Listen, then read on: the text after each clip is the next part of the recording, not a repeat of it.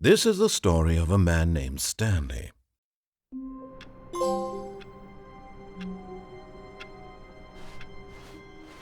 All of his co-workers were gone. What could it mean? Stanley decided to go to the meeting room. Perhaps he had simply missed a memo.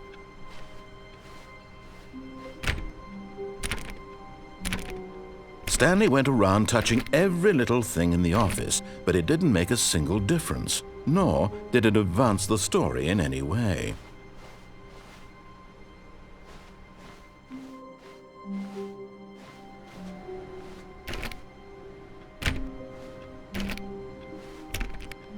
Oh, please. Are you really just doing this for the trophy? Click a door 5 times? Is that all you think a trophy is worth? No. I can't just give these merits away for such little effort. A measly 5 clicks? Now, suppose you were to click the door 20 times. I would say that's the kind of effort that warrants recognition.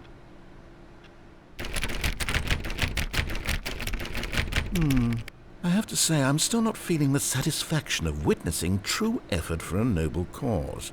Perhaps 50 clicks will do it. Yes, almost certainly 50 clicks.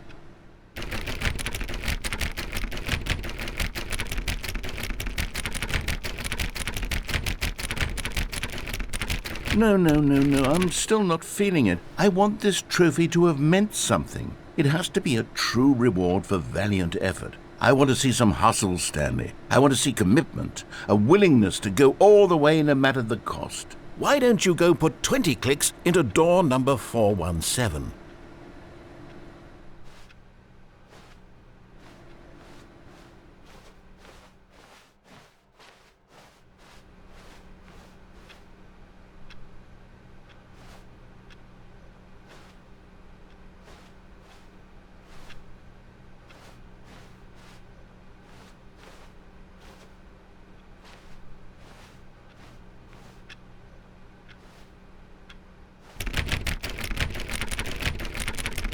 Oh, great. Now, go click a few times on door 437.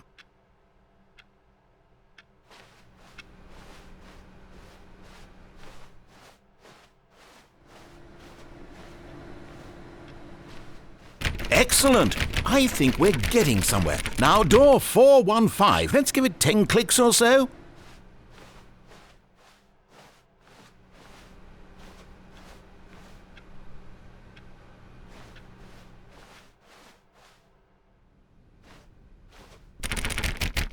Now, back to door number 437.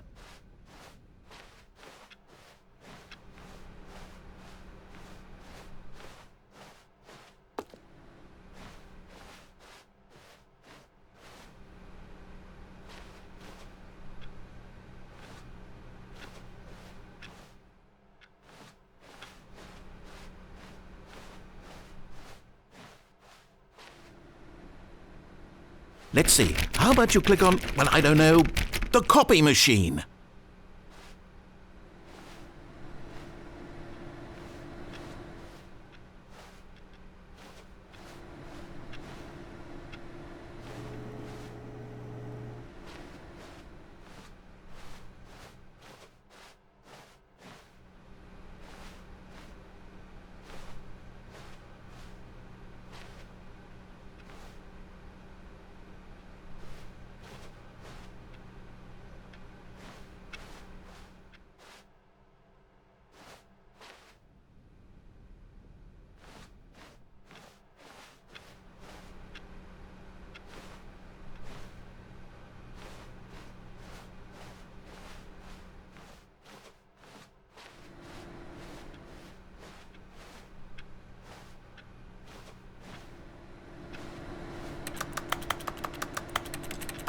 All right, back to room 417. I'm really feeling it now. I think we're getting somewhere.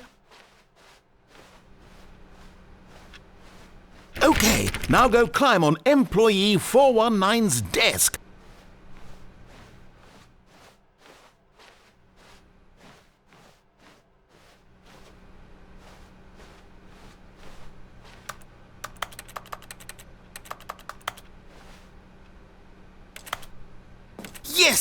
This is great! You're putting it all on the line, Stanley. I like that. All right, let's keep it up. Go give me a few clicks on door 416. We've almost got it! Now the copy machine, do that one again!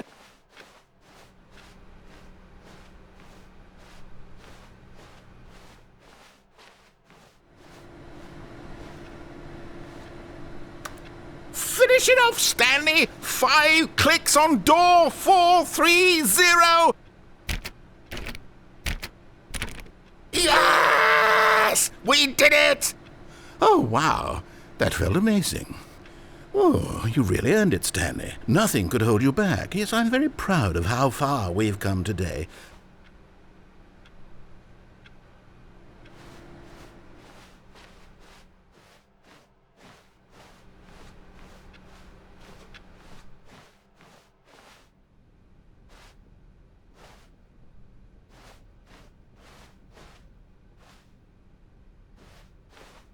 When Stanley came to a set of 2 open doors, he entered the door on his left. This was not the correct way to the meeting room, and Stanley knew it perfectly well. Perhaps he wanted to stop by the employee lounge first, just to admire it.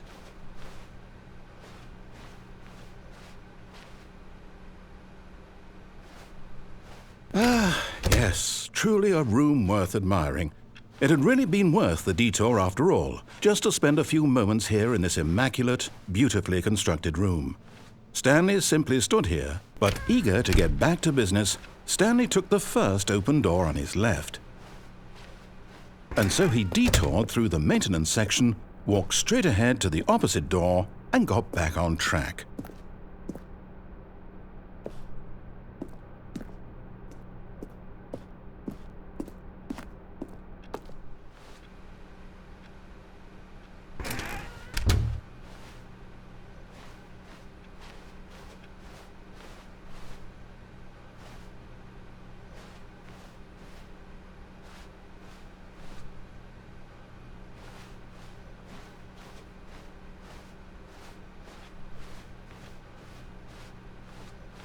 Yet there was not a single person here either. Feeling a wave of disbelief, Stanley decided to go up to his boss's office, hoping he might find an answer there. Stanley stepped into the broom closet, but there was nothing here, so he turned around and got back on track.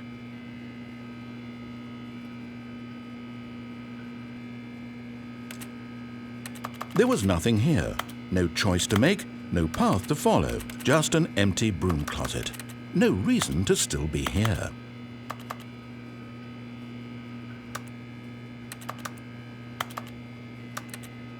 It was baffling that Stanley was still just sitting in the broom closet. He wasn't even doing anything.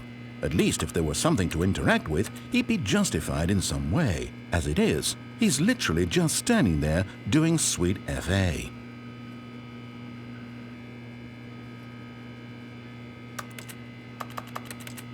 Are you really still in the broom closet? Standing around doing nothing? Why? Please offer me some explanation here. I'm genuinely confused.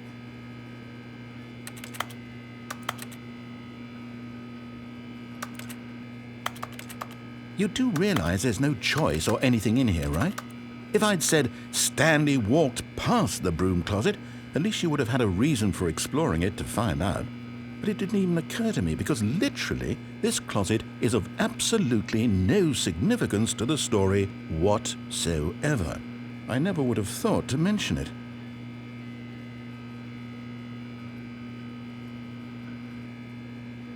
Maybe to you this is somehow its own branching path. Maybe when you go talk about this with your friends you'll say, "Oh, did you get the broom closet ending? The broom closet ending was my favorite." I hope your friends find this concerning.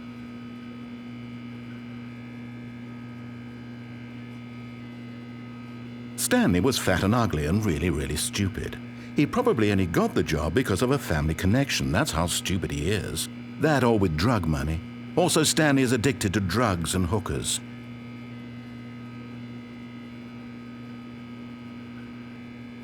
Well, I've come to a very definite conclusion about what's going on right now. You're dead. You got to this broom closet, explored it a bit, and were just about to leave because there's nothing here, when a physical malady of some sort shut down your central nervous system and you collapsed in front of your screen. Well, in a situation like this, the responsible thing is to alert someone nearby so as to ensure that your body is taken care of before it begins to decompose. Hello? Anyone who happens to be nearby? The person at this computer is dead. They have fallen prey to any number of your countless human physiological vulnerabilities. It's indicative of the long-term sustainability of your species. Please remove their corpse from the area and instruct another human to take their place, making sure they understand basic first-person video game mechanics and filling them in on the history of narrative tropes in video gaming, so that the irony and insightful commentary of this game is not lost on them. All right, when you've done that, just step out into the hallway.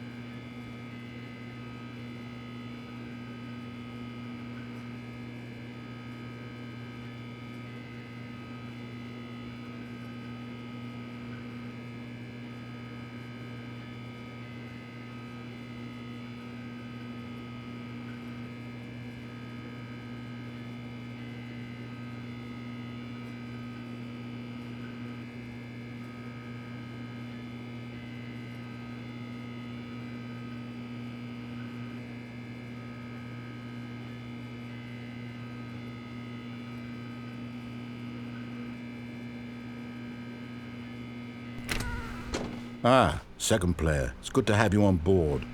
You too? Unbelievable. I'm at the mercy of an entire species of invalids. Perhaps there's a monkey nearby you can hand the controls to. A fish? Fungus? Look, you can hammer out the details. I'm not particularly picky. I'll just be waiting for when you're ready to pick up the story again.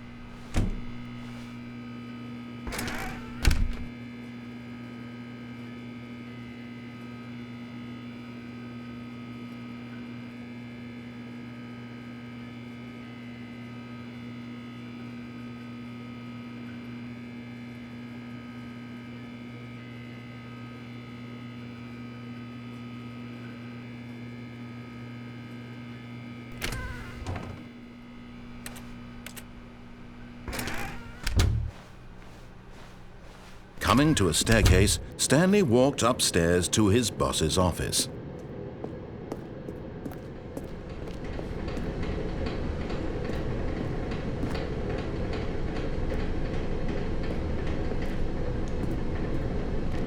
But Stanley just couldn't do it.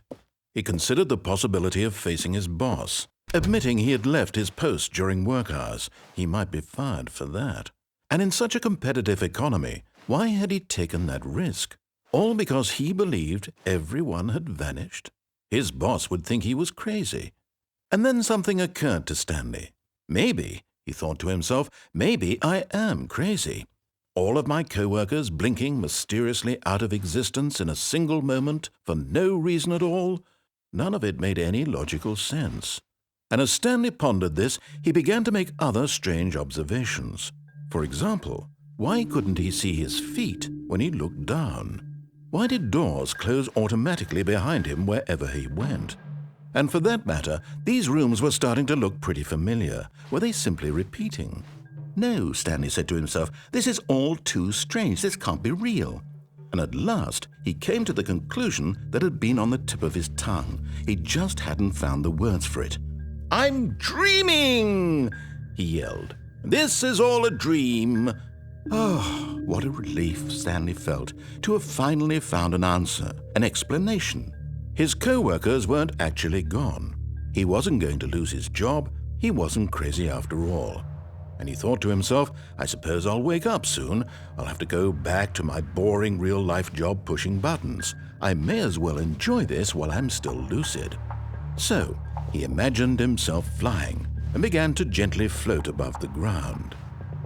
Then he imagined himself soaring through space on a magical starfield, and it too appeared. It was so much fun, and Stanley marveled that he had still not woken up.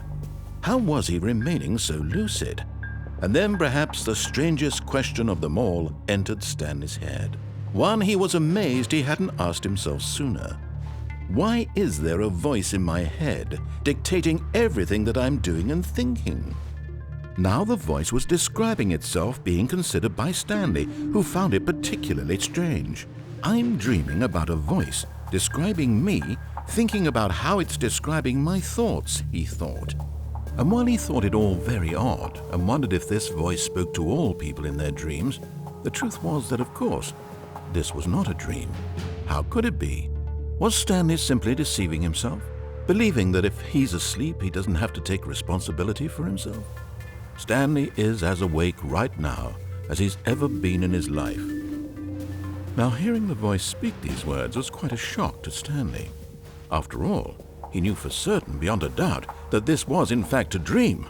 Did the voice not see him float and make the magical stars just a moment ago? How else would the voice explain all that? This voice was a part of himself too. Surely, if he could just...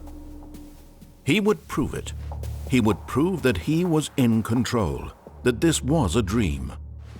So he closed his eyes gently, and he invited himself to wake up.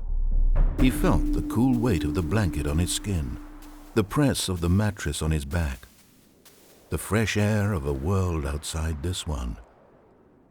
Let me wake up, he thought to himself. I'm through with this dream. I wish it to be over. Let me go back to my job. Let me continue pushing the buttons. Please, it's all I want. I want my apartment and my wife and my job. All I want is my life exactly the way it's always been. My life is normal. I am normal. Everything will be fine. I am okay.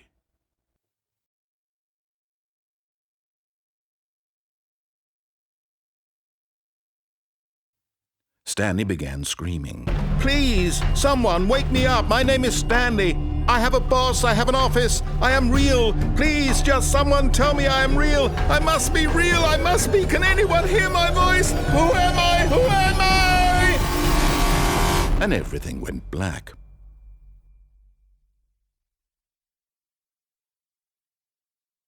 This is the story of a woman named Mariella. Mariella woke up on a day like any other. She arose, got dressed, gathered her belongings, and walked to her place of work. But on this particular day, her walk was interrupted by the body of a man who had stumbled through town talking and screaming to himself, and then collapsed dead on the sidewalk. And although she would soon turn to go call for an ambulance, for just a few brief moments she considered the strange man. He was obviously crazy. This much she knew. Everyone knows what crazy people look like. And in that moment, she thought to herself how lucky she was to be normal. I am sane. I am in control of my mind. I know what is real and what isn't. It was comforting to think this, and in a certain way, seeing this man made her feel better. But then she remembered the meeting she had scheduled for that day, the very important people whose impressions of her would affect her career, and by extension, the rest of her life. She had no time for this, so it was only a moment that she stood there, staring down at the body. And then she turned and ran.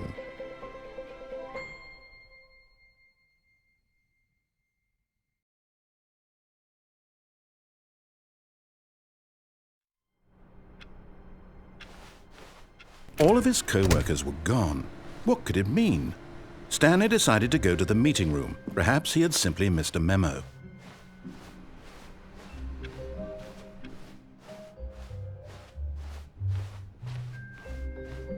When Stanley came to a set of 2 open doors, this was not the correct way to the meeting room, and Stanley knew it perfectly well. Perhaps he wanted to stop by the employee lounge first, just to admire it. Wow, yes. This room. What a beautiful room. What a gorgeous, gorgeous room. Thank goodness Stanley had taken this detour, but eager to get back to business, Stanley took the first open door on his left. And so he detoured through the maintenance section, walked straight ahead to the opposite door, and got back on track. Yet there was not a single person here either. Feeling a wave of disbelief, Stanley decided to go up to his boss's office. Coming to a staircase, Stanley walked upstairs to his boss's office.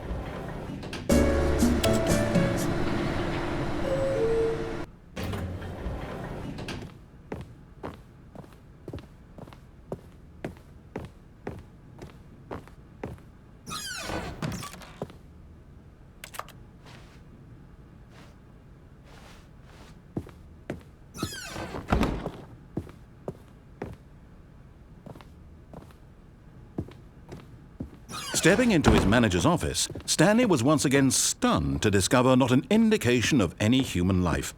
Shocked, unraveled, Stanley wondered in disbelief who orchestrated this. What dark secret was being held from him? What he could not have known was that the keypad behind the boss's desk guarded the terrible truth that his boss had been keeping from him. And so the boss had assigned it an extra secret PIN number, 2845. But of course, Stanley couldn't possibly have known this. Yet incredibly, by simply pushing random buttons on the keypad, Stanley happened to input the correct code by sheer luck. Amazing. He stepped into the newly opened passageway.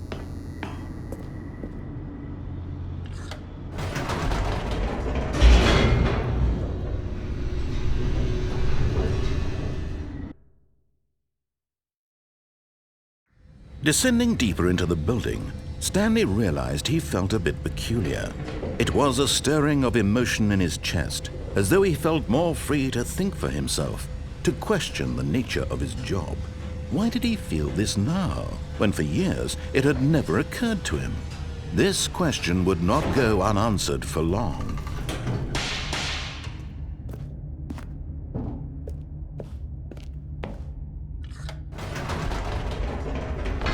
Whoops, nope, never mind. Stanley actually got back into the elevator and went back up. Silly me. Why did Stanley do that when he knew that it would just lead back to his boss's office? Well, that's a great question. I just can't wait to find out.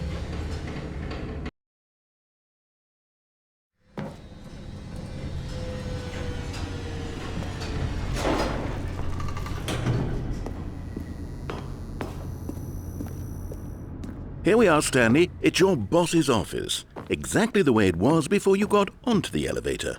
It's still just exactly what it is.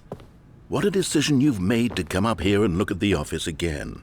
This has fleshed out the plot of the story in new and fascinating ways I could have never anticipated. It's that keen eye for storytelling that you have, an incisive rapid fire of critical plot points, one after the other, weaving a rich tapestry of uncompromising narrative. Wow!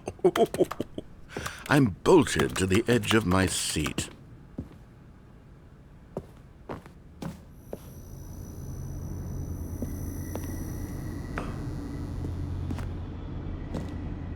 Incredible. Now he's getting back into the elevator and going down again. Ladies and gentlemen, how does he keep coming up with all of this?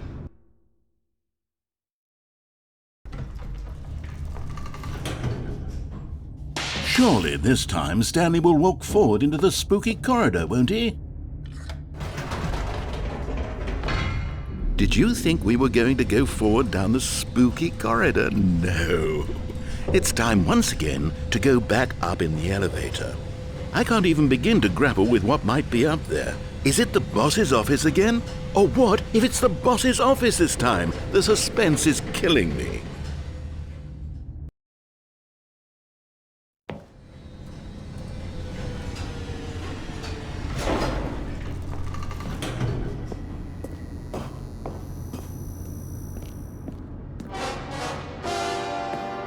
Oh my God, it's the boss's office.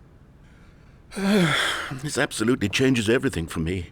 Give me a time out here for a minute while I process this.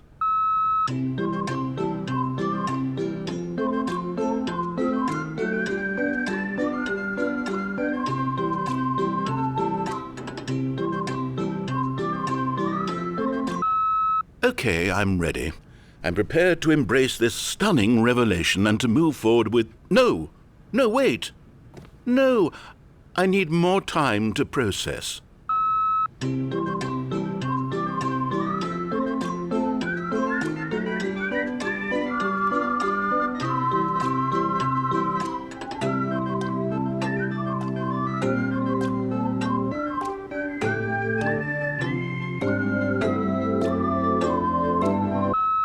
All right, I have fully come to terms with it.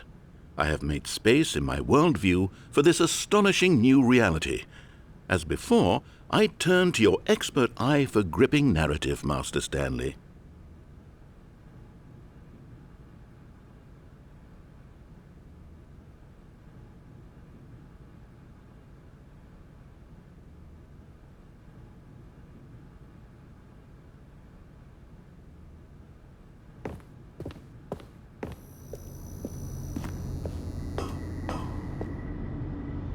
Of course.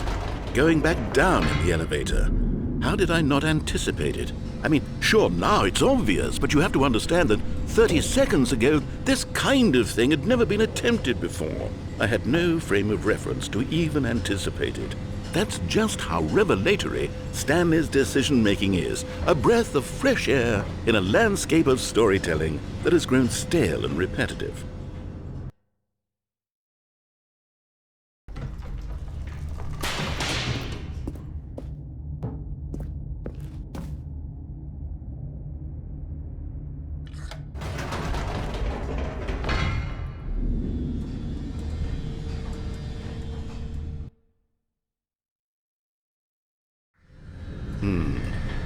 You know what? I've just thought of something. Hold on, let's stop for a moment. Don't you realize? It's the anticipation, Stanley.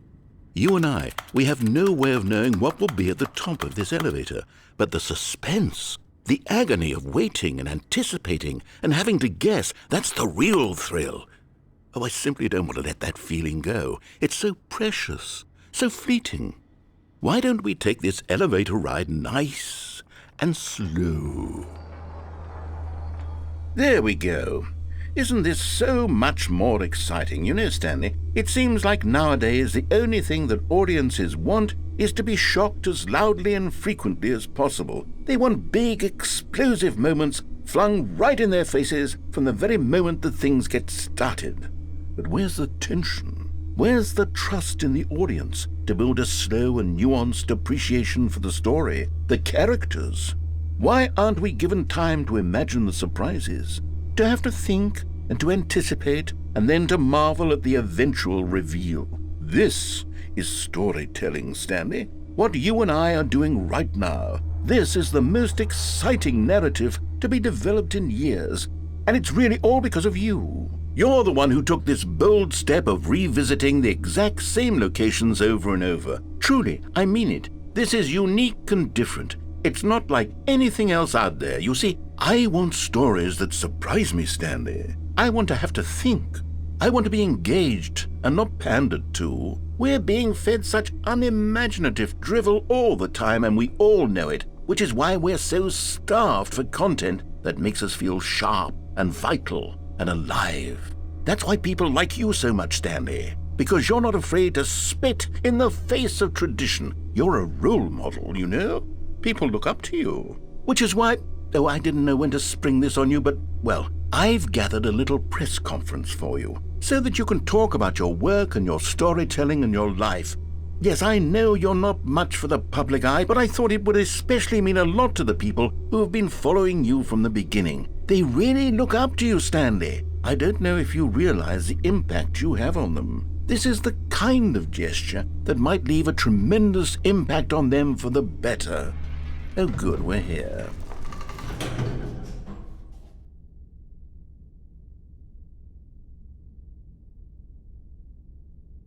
Okay, the room where we're holding the press conference should be just around the corner here somewhere.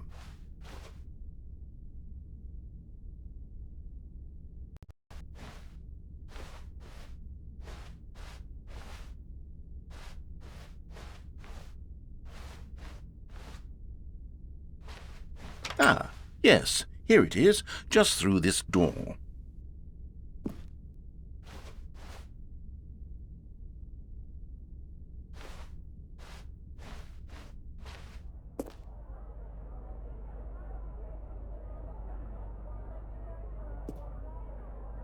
All right, are you ready? I've told them you're going to speak a little bit about the nature of surprise in storytelling and what it means to craft a truly unpredictable narrative. Oh, don't worry, you'll do great. Just be yourself and speak from the heart. I'm really proud of you, Stanley. Okay, it looks like they're ready for you. Go get 'em.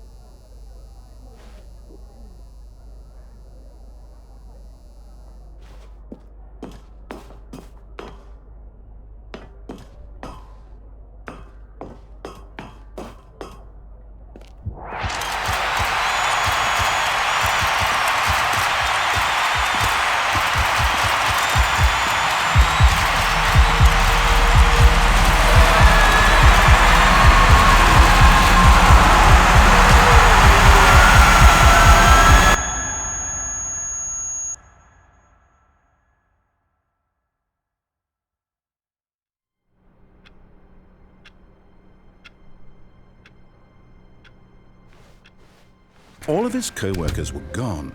What could it mean? Stanley decided to go to the meeting room. Perhaps he had simply missed a memo.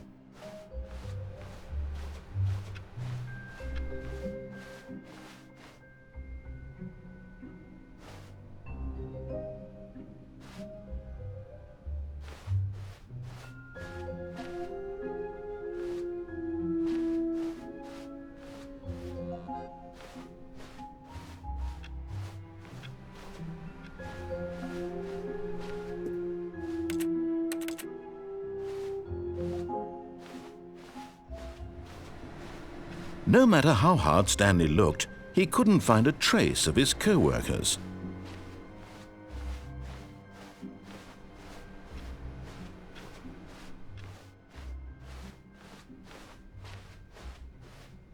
When Stanley came to a set of 2 open doors, this was not the correct way to the meeting room, and Stanley knew it perfectly well. Perhaps he wanted to stop by the employee lounge first, just to admire it. The lounge was sublime, a work of art. But eager to get back to business, Stanley took the first open door on his left. And so he detoured through the maintenance section, walked straight ahead to the opposite door, and got back on track. Yet there was not a single person here either. Feeling a wave of disbelief, Stanley decided to go up to his boss. Oh no, no, not again. I won't be part of this. I'm not going to encourage you. I'm not going to say anything at all. I'm just going to be patient and wait for you to finish whatever it is you enjoy doing so much in this room. Please take your time.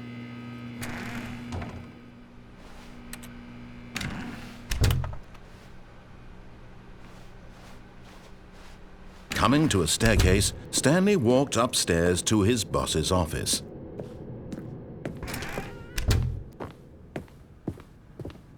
Stepping into his manager's office, Stanley was once again stunned to discover not an indication of any human life. What could it mean? Stanley wondered aloud to nobody. Stanley was in such a rush to get through the story as quickly as possible, he didn't even have a single minute to just let the narrator talk. That kind of anxiety isn't healthy, so he relaxed for a few moments with some calming New Age music.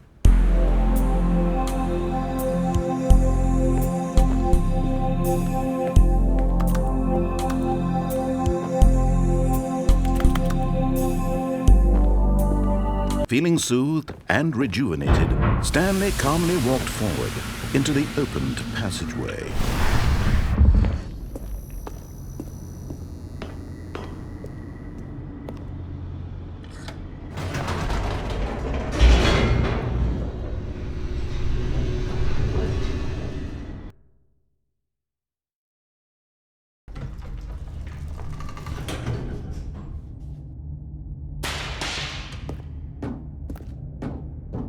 Stanley walked straight ahead through the large door that read Mind Control Facility.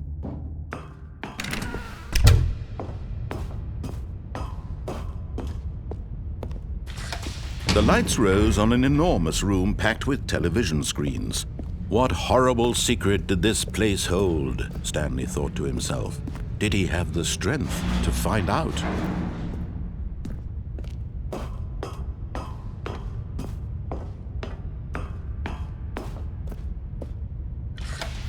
Now the monitors jumped to life, their true nature revealed.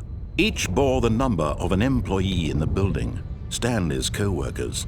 The lives of so many individuals reduced to images on a screen, and Stanley, one of them, eternally monitored in this place where freedom meant nothing.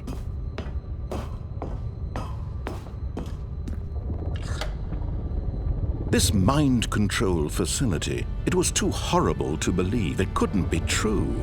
Had Stanley really been under someone's control all this time? Was this the only reason he was happy with his boring job? That his emotions had been manipulated to accept it blindly?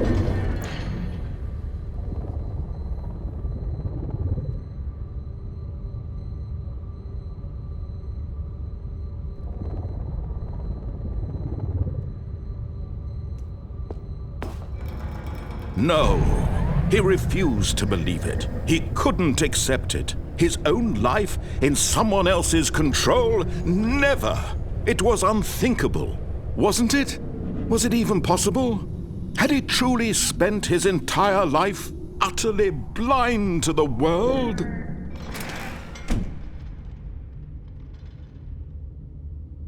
But here was the proof, the heart of the operation. Controls labeled with emotions, happy or sad or content. Walking, eating, working, all of it monitored and commanded from this very place. And as the cold reality of his past began to sink in, Stanley decided that this machinery would never again exert its terrible... Oh, Stanley, you didn't just activate the controls, did you? After they kept you enslaved all these years, you go and you try to take control of the machine for yourself. Is that what you wanted? Control? Oh, Stanley, I applaud your effort, I really do. But you need to understand, there's only so much that machine can do. You were supposed to let it go, turn the controls off, and leave. If you want to throw my story off track, you're going to have to do much better than that. I'm afraid you don't have nearly the power you think you do. For example, and I believe you'll find this pertinent, Stanley suddenly realized he had just initiated the network's emergency detonation system. In the event that this machine is activated without proper DNA identification, nuclear detonators are said to explode, eliminating the entire complex. How long until detonation then? Let's say, 2 minutes. Now this is making things a little more fun, isn't it, Stanley? It's your time to shine. You are the star. It's your story now. Shape it to your heart's desires. Oh, this is much better than what I had in mind. What a shame we have so little time left to enjoy it. Mere moments until the bomb goes off. But what precious moments each one of them is. More time to talk about you, about me, where we're going. What all this means, I barely know where to start. What's that? You'd like to know where your co-workers are? A moment of solace before you're obliterated? All right, I'm in a good mood. You're gonna die anyway. I'll tell you exactly what happened to them. I erased them. I turned off the machine. I set you free. Of course, that was merely in this instance of the story. Sometimes when I tell it, I simply let you sit there in your office forever, pushing buttons endlessly and then dying alone. Other times, I let the office sink into the ground, swallowing everyone inside, or I let it burn to a crisp. I have to say this, though, this version of events has been rather amusing. Watching you try to make sense of everything and take back the control wrested away from you, it's quite rich. I almost hate to see it go. But I'm sure whatever I come up with on the next go-around will be even better. My goodness, only 34 seconds left. But I'm enjoying this so much. You know what? To hell with it. I'm going to put some extra time on the clock, why not? These are precious additional seconds, Stanley. Time doesn't grow on trees. Oh dear me, what's the matter, Stanley? Is it that you have no idea where you're going or what you're supposed to be doing right now? Or did you just assume when you saw that timer that something in this room was capable of turning it off? I mean, look at you. Running from button to button, screen to screen, clicking on every little thing in this room.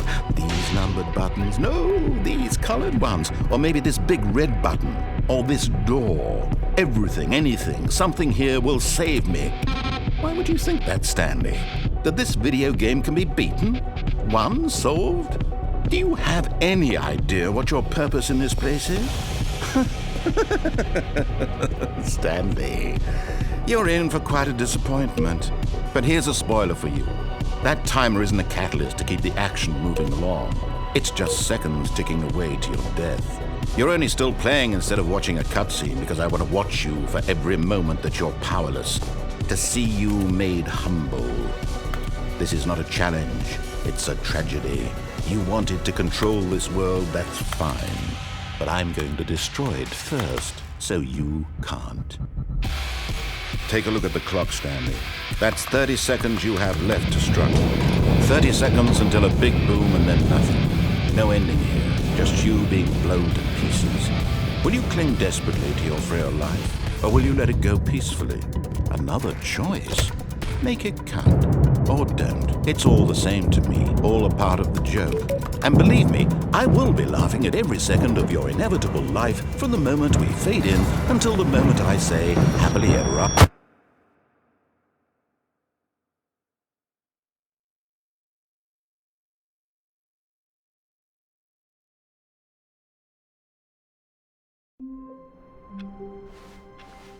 All of his co-workers were gone. What could it mean? Stanley decided to go to the meeting room. Perhaps he had simply missed a memo.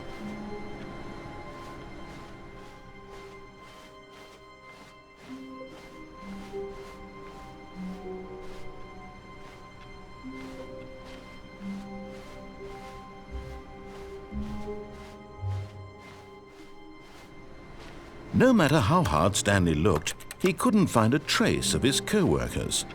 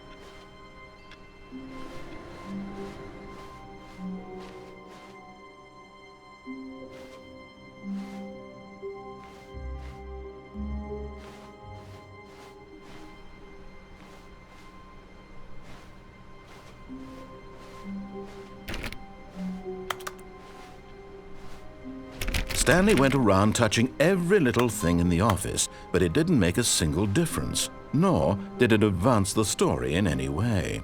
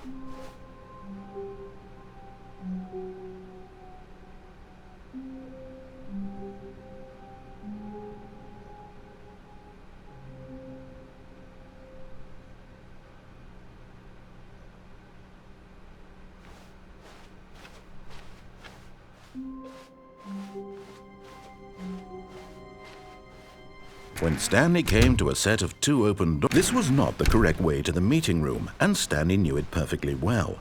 Perhaps he wanted to stop by the employee lounge first, just to admire it. Standing now in this incredible room, Stanley for the first time, but eager to get back to business, Stanley took the first open door on his left. And so he detoured through the maintenance section, walked straight ahead to the opposite door, and got back on track. Yet there was not a single person here either. Feeling a wave of disbelief, Stanley decided to go up to his boss's office, hoping he might find an answer there.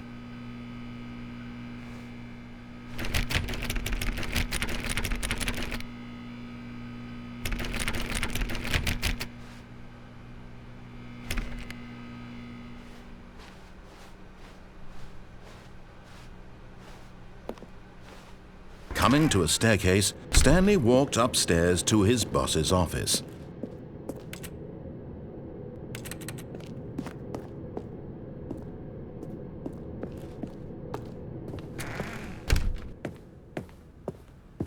Okay, I think we all know the drill by now. Blah, blah, blah. Dark secrets, the keypad. Stanley pushes some buttons. Oh, hey, look, it's a new passageway. Quelle surprise.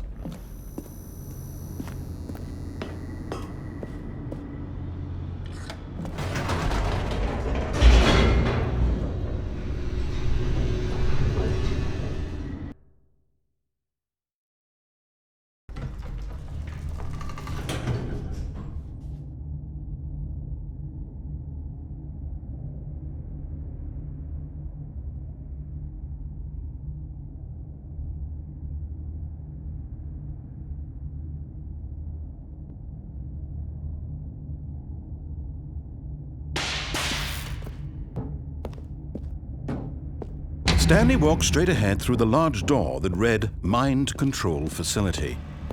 Although this passageway had the word Escape written on it, the truth was that at the end of this hall, Stanley would meet his violent death.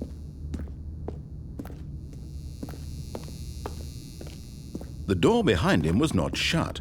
Stanley still had every opportunity to turn around and get back on track. At this point, Stanley was making a conscious, concerted effort to walk forward and willingly confront his death.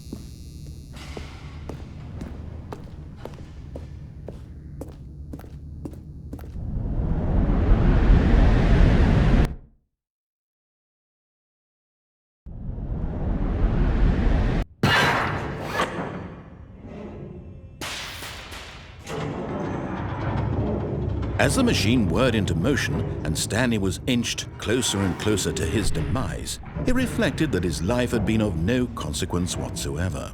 Stanley can't see the bigger picture.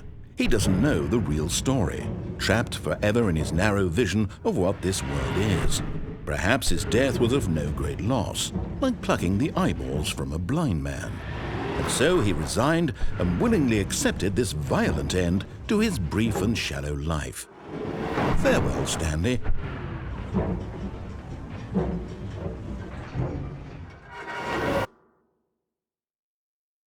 "Farewell, Stanley," cried the narrator, as Stanley was led helplessly into the enormous metal jaws.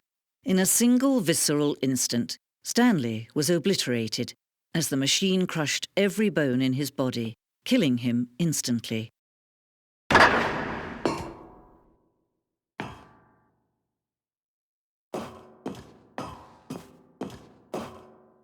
And yet it would be just a few minutes before Stanley would restart the game, back in his office, as alive as ever. What exactly did the narrator think he was going to accomplish? When every path you can walk has been created for you long in advance, death becomes meaningless, making life the same. Do you see now? Do you see that Stanley was already dead from the moment he hit start?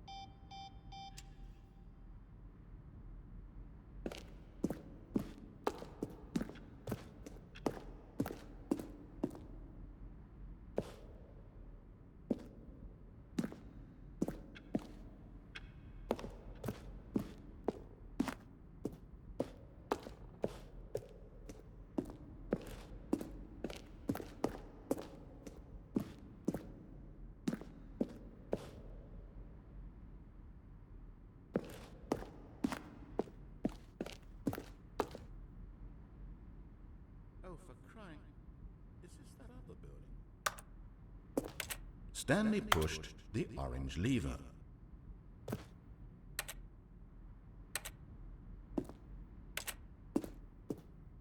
Then he pushed the number 8.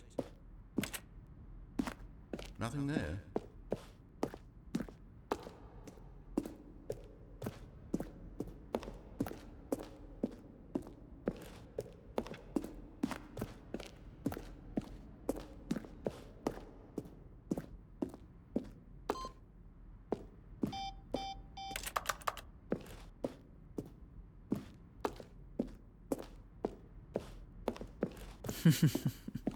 Oh, look at these two. How they wish to destroy one another.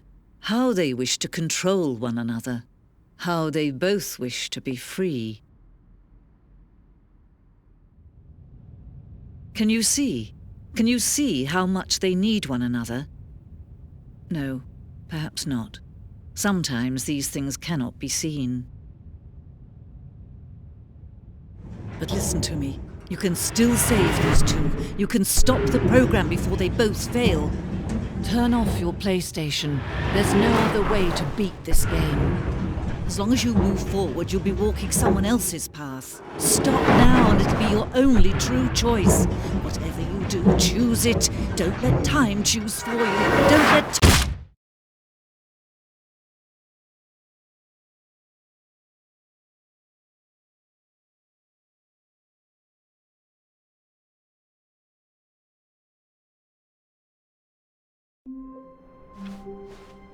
All of his co-workers were gone. What could it mean? Stanley decided to go to the meeting room. Perhaps he had simply missed a memo. No matter how hard Stanley looked, he couldn't find a trace of his co-workers.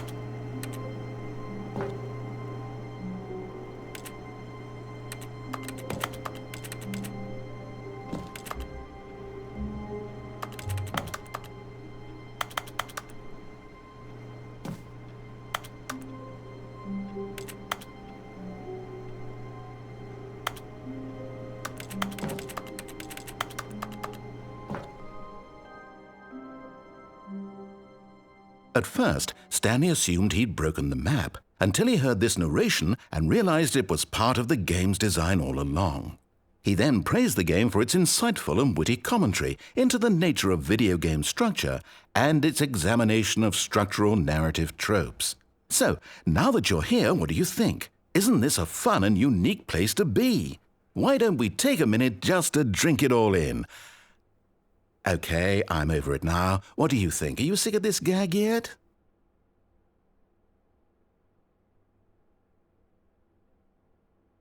Ah, then in that case we'll continue. But now, here comes the real question.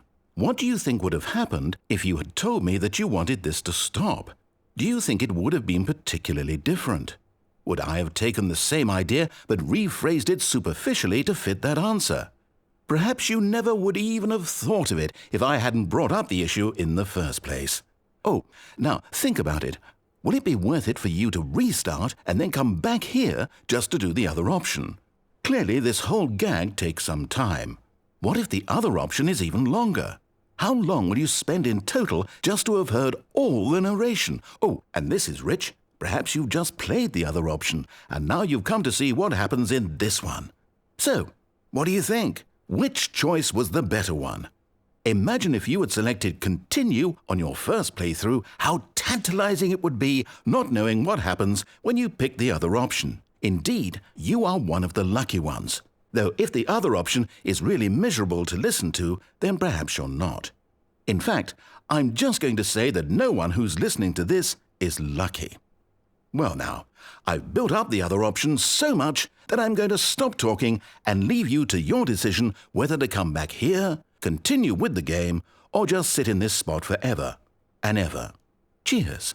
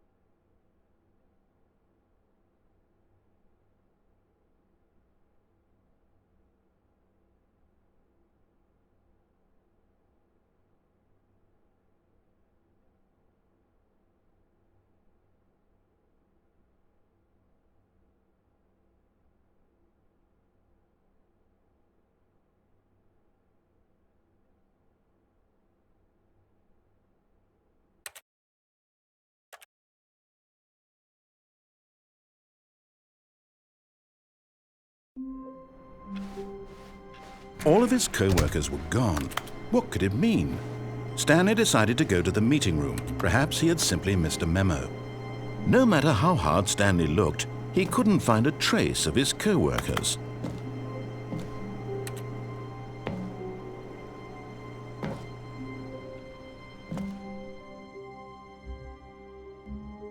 At first, Stanley assumed he'd broken the map, until he heard this narration and realized it was part of the game's design all along. He then praised the game for its insightful and witty commentary into the nature of video game structure and its examination of structural narrative tropes. So, now that you're here, what do you think? Isn't this a fun and unique place to be? Why don't we take a minute just to drink it all in? Okay, I'm over it now. What do you think? Are you sick of this gag yet? Well, I don't know how to say this politely, but you could literally just restart the game any old time you want, like right now. You could have done it just then. Now would all...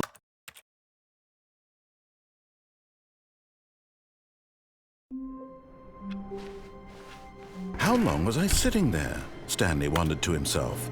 Minutes? Days? Centuries? Did something crucial happen while my senses were turned? He made a note to be more careful with time from now on. At first, Stanley assumed he'd broken the map, until he heard this narration and realized it was part of the game's design all along. He then praised the game for its insightful and witty commentary into the nature of video game structure and its examination of structural narrative tropes. So, now that you're here, what do you think? Isn't this a fun and unique place to be? Why don't we take a minute just to drink it all in? Okay, I'm over it now. What do you think? Are you sick of this gag yet? Well, I don't know how to say this politely, but you could literally just restart the game any old time you want, like right now. You could have done it just then. Now would also be an appropriate time to quit. Any of these points and so many, many more, all of them are appropriate. I'm enjoying what seems to be an internal conflict going on where you are literally unable to act on your own desires to restart the game. So, just to push the envelope, I'm going to try and make this as miserable as possible and see how long you can maintain. There once was a man named Stanley, who people considered so manly.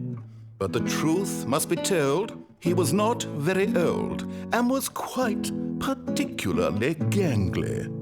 What Stanley liked most was buttons.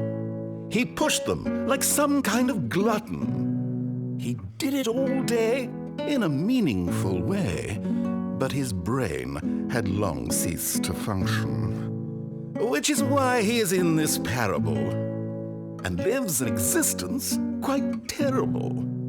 And if you are not strong and keep playing along, you too will become quite unbearable. Yes.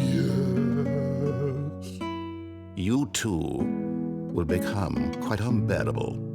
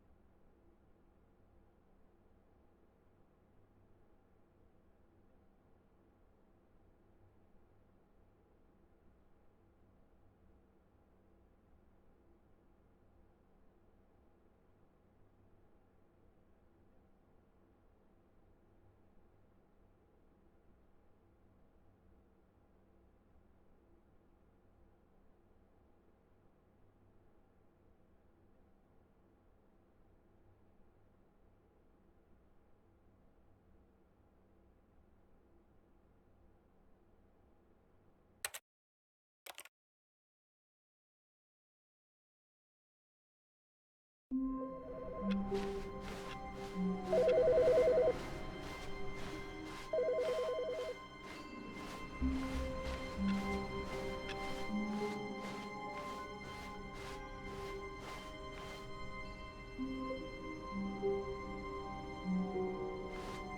Stanley came to a set of 2 open doors, he entered the door on his left.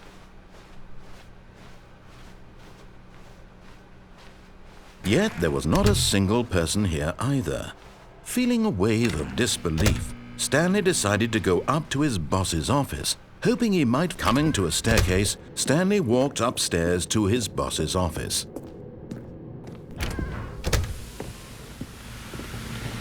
Here's the door, just go.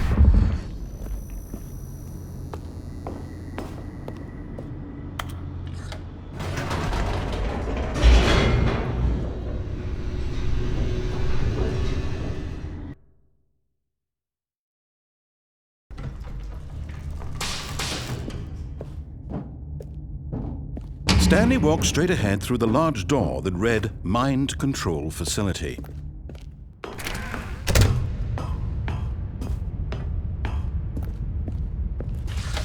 The lights rose on an enormous room packed with television screens. What horrible secret did this place hold? Stanley thought to himself. Did he have the strength to find out?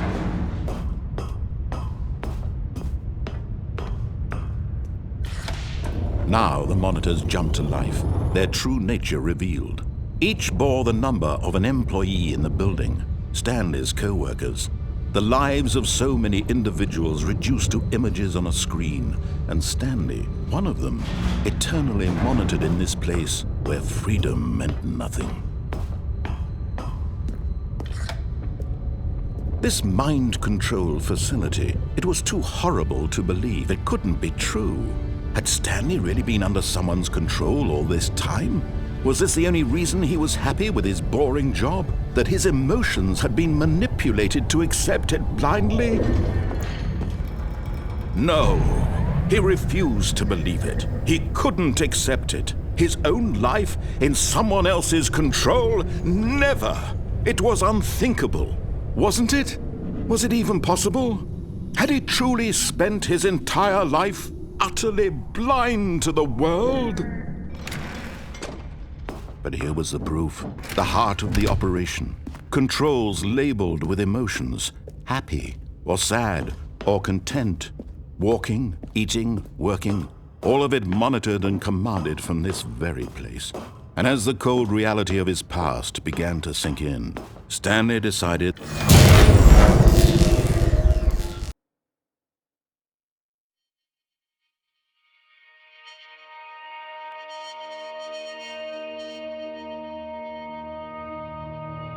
blackness and a rising chill of uncertainty. Was it over? Yes! He had won!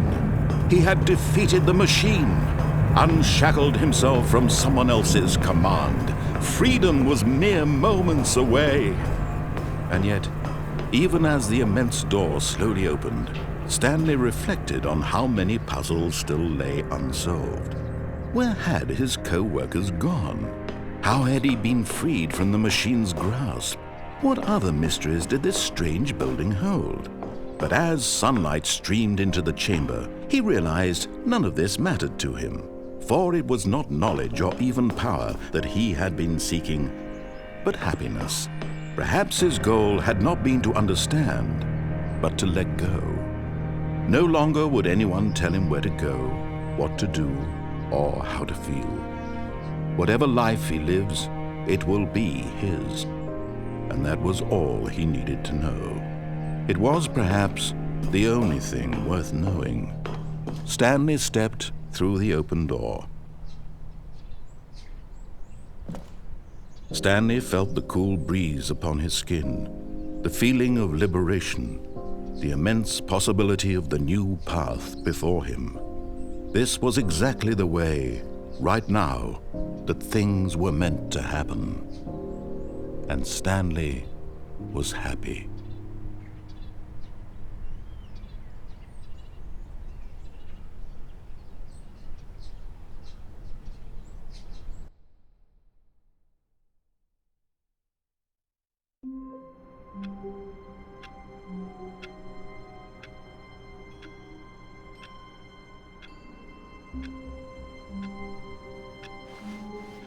All of his co-workers were gone. What could it mean? Stanley decided to go to the meeting room. Perhaps he had simply missed a memo. Oh, new content? What does that mean, new content?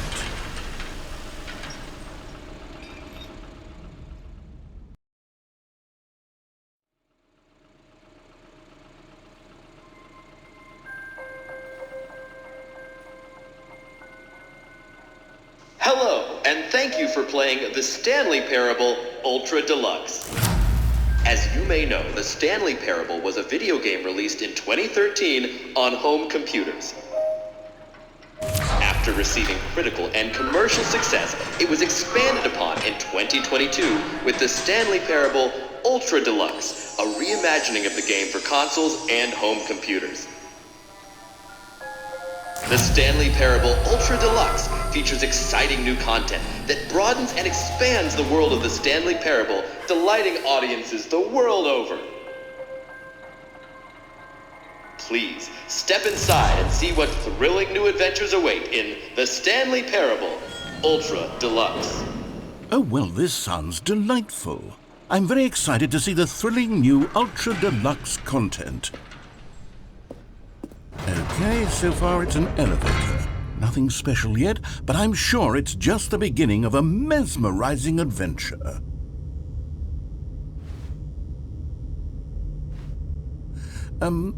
Is it broken? What's going on here? Should we be moving somewhere or... Oh, here we go. All right, finally, at long last, it's on to the new content. I've never been more ready. Let's do it.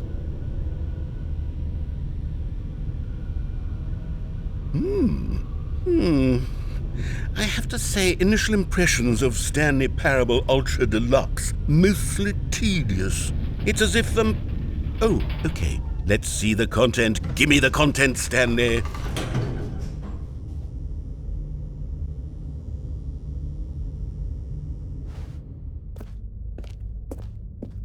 All right, let's see. It's the jump circle.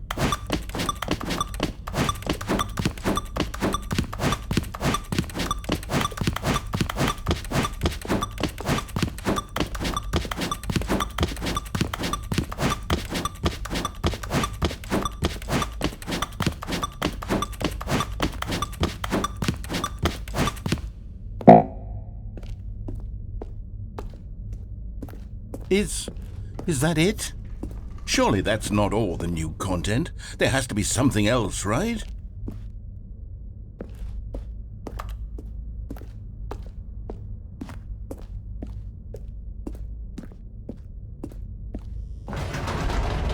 Goodness, another elevator. Stanley, I have to say, initial impressions of this game are not positive. It's just elevators and jumping.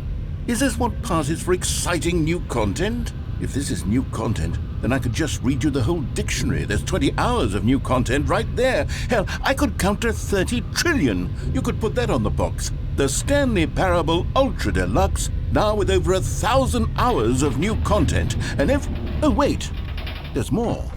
Very good. Yes, I knew there had to be something else. Let's see it. I'm ready for whatever it is.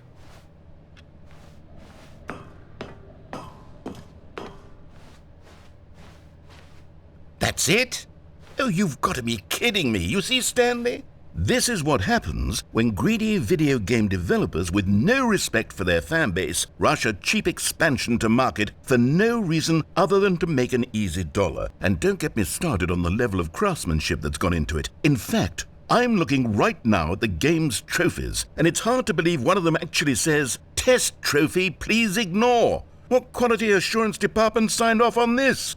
I'm infuriated and I'm offended, and I intend to find these people on Twitter and hold them personally accountable. It's my fault, Stanley.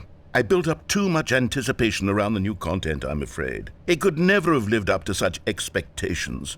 If you're still with me, why don't we just reset the game and we'll try to get back to what the Stanley Parable is really about. No frills, no gimmicks, just you and me having a great time together like always. What do you say, friend?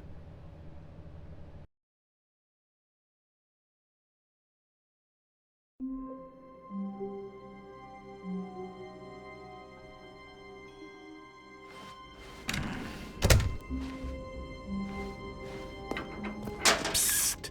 Stanley! Come over here! In the vent! I want to show you something!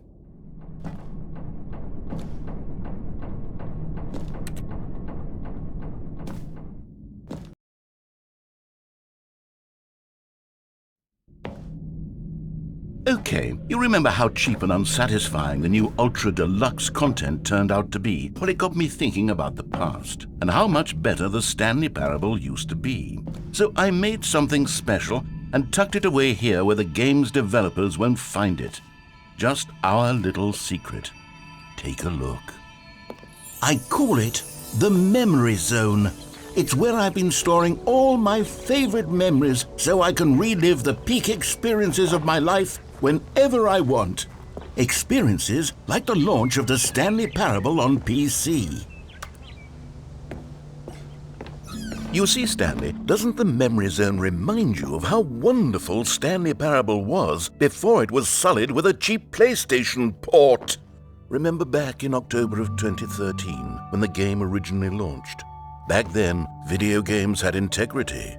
Back then, it all meant something. Oh, the waste.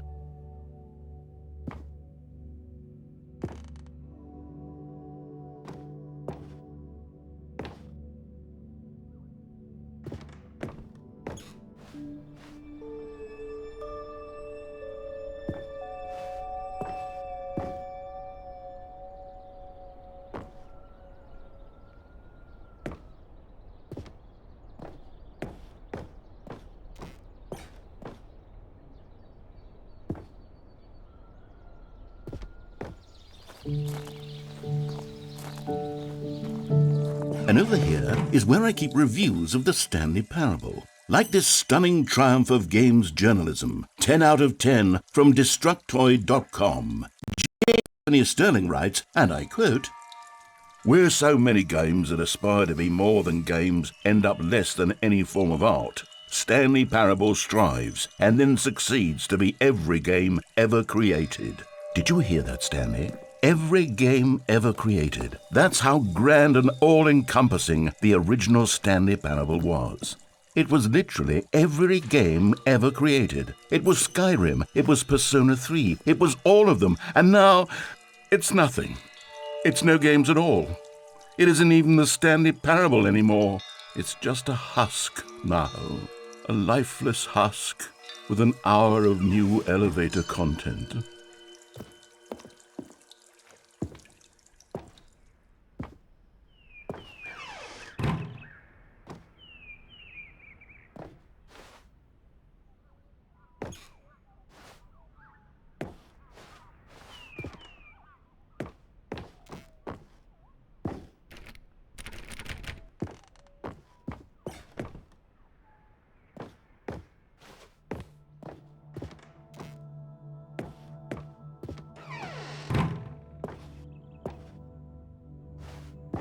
Here's another moving passage, this time from GameSpot.com.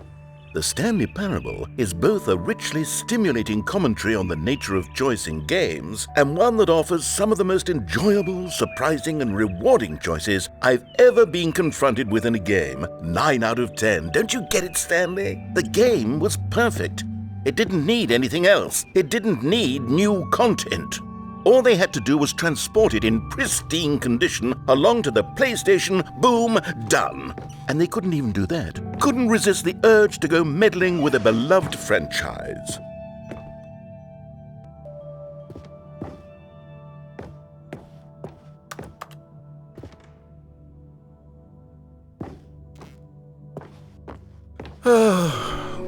These were simpler times, Stanley.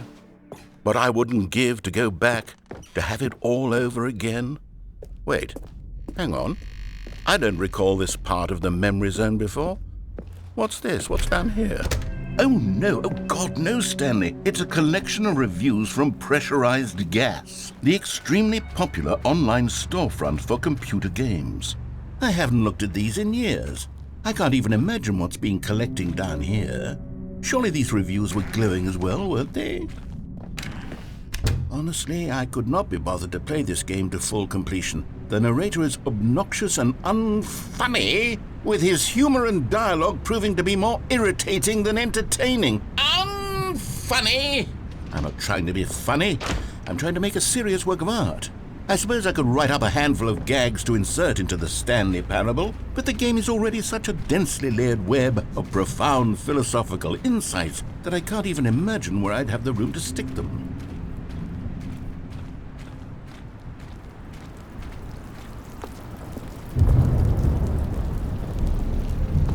Okay, let's see what this one says. While the idea for the game is good, for someone who prefers non-linear games, this preachiness gets annoying fast. Preachy? Stanley, I'm not preachy, am I? You can tell me if I'm preachy. Honestly, you can. Oh, goodness. This is actually quite shocking for me. To be honest, I had always thought of the game's dialogue as being rather terse to begin with.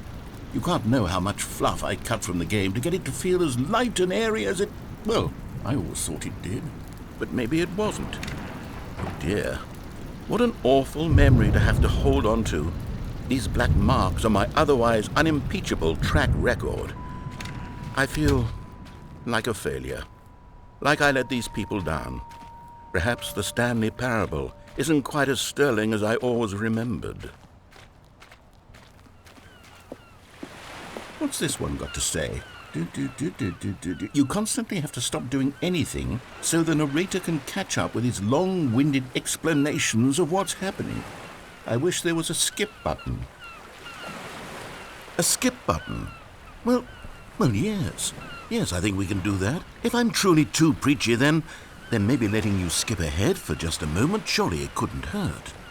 Not if it means we can strike these negative reviews from the record. Only positive reviews of the Stanley Parable. That's my motto today, and it's always been my motto. I'd do anything for the customer, Stanley. Yes, a skip button we shall have. And here it is. Go ahead and give it a shot. Oh, you're back, you see. You were only frozen in time for a few minutes, but it was plenty of time for me to deliver a long, rambling monologue full of Well, there, sport. You really did catch me rambling on a bit, didn't you? But that's the power of the button. The minute I start to go off on a thoughtless display of self-absorption... Okay, welcome back, Stanley. Now, I should say that the amount of time the button has been skipping through is becoming longer and longer. That last one was, well, I want to say maybe 30, 45 minutes? Stanley, please don't push the button again. It's been 12 hours. You've just been frozen there. I don't know why the skips are getting longer, but they're... Oh, Stanley, you're back. You're back. Oh, my goodness. I have someone to talk to again. Stanley, I think it's been a week. Or 2 weeks.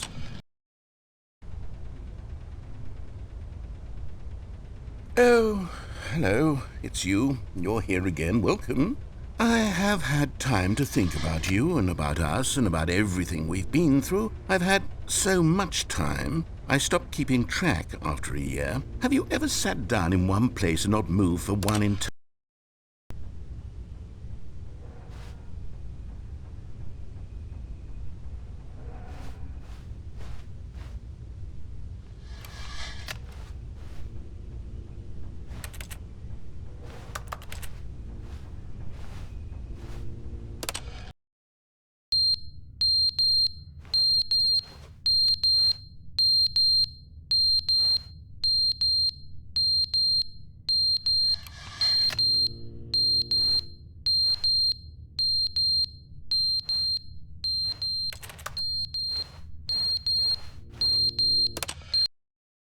But they didn't understand the game was never meant to be funny. It was meant to have a point. It was meant to speak to the human condition. But where are the jokes? Where are the jokes? They bemoaned, they screamed, they gnashed their teeth and said, entertain us. It wasn't enough. They had to leave a pathetic little thumbs-down review and make all of their pitiful demands. But then, he's talking too much, they said. First, he didn't entertain us, now he won't shut up. It's the inconsistency, it's the lack of accountability, it's the unwillingness to examine with an uncompromising heart the words that they are speaking into the world. As though there were no consequences for a lack of cohesion in one's assessment of others. But of course, absolutely anyone can leave a review. So here's what we get. We get these demands that seek everything and are accountable to nothing. We get a world where someone will say, oh, there should be a skip button. You should be able to freeze Stanley in place while the narrator sits there forever and ever. We want all of this in the new Stanley parable. We demand it. And then, because it was said, because it was spoken, now it simply has to happen.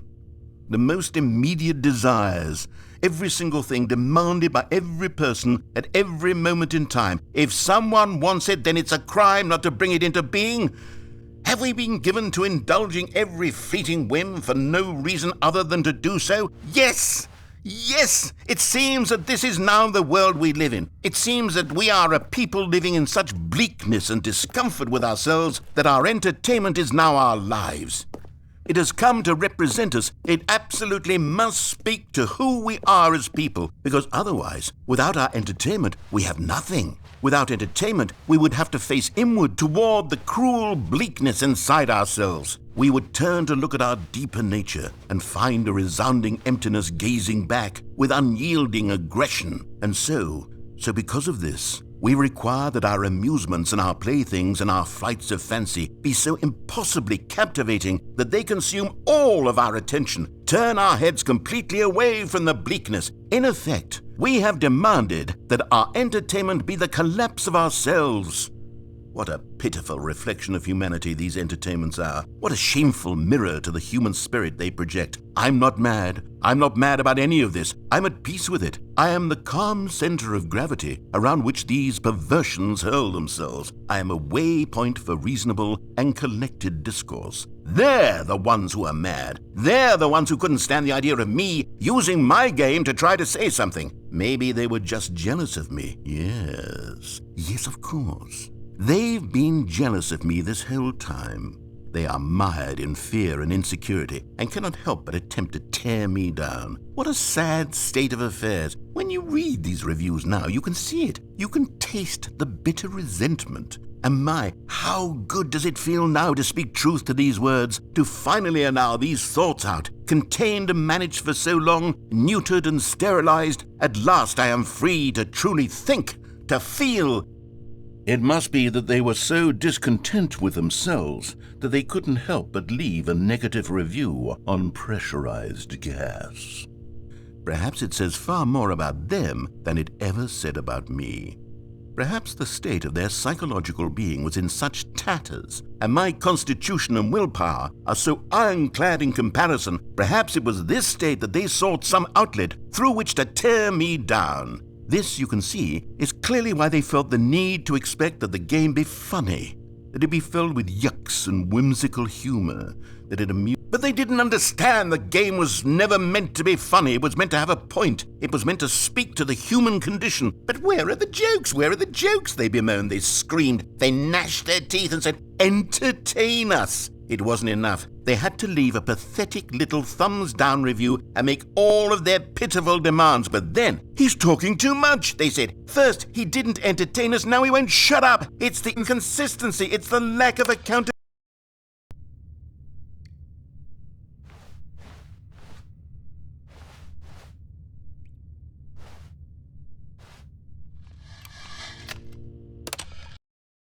The end is never the end, is never the end, is never the end, is never the end, is never the end, is never the end, is never the end, is never the end, is never the end, is never the end, is never the end, is never the end, is never the end, is never the end, is never the end, is never the end, is never the end, is never the end, is never the end, is never the